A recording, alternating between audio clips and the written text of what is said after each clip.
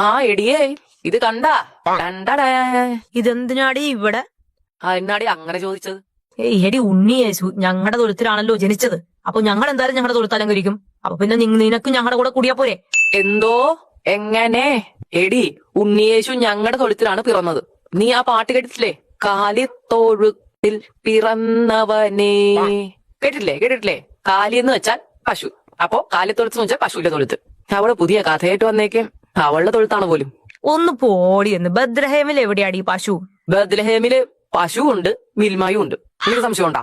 ആ ഇടേ ഉണ്ണിയേശു ആട്ടിടയനായിരുന്നു, അല്ലാതെ പശുവിന്റെ ഇടയനല്ല. പിന്നെ എങ്ങനാടി നിങ്ങളുടെ തൊഴുത്തി വന്ന് ജനിക്കുന്നത്?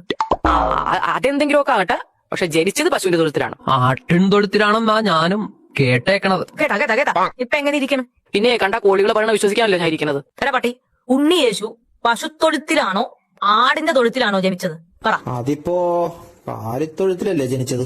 കണ്ട കാലിത്തൊഴുത്തിലാണെന്നാണ് അവനും പറയണത്. വിശ്വാസമായ അവനക്ക്?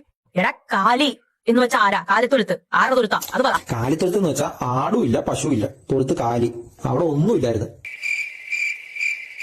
അതൊക്കെ പോട്ടെ, നമുക്ക് എല്ലാവർക്കും ഒരു ഹാപ്പി ക്രിസ്മസ് പറഞ്ഞൊരു വീഡിയോ ചെയ്താലോ? ആരാ ഇപ്പൊ വീഡിയോ പിടിക്കുക? കോഴി, ഞങ്ങൾ ഹാപ്പി ക്രിസ്മസ് പറയുന്ന ഒരു വീഡിയോ എടുത്തരാം. പിന്നെ ക്രിസ്മസ് ആയിട്ട് ഞാൻ താഴെ ഇറങ്ങി വരാനാ. എന്റെ പട്ടി വരും താഴെ.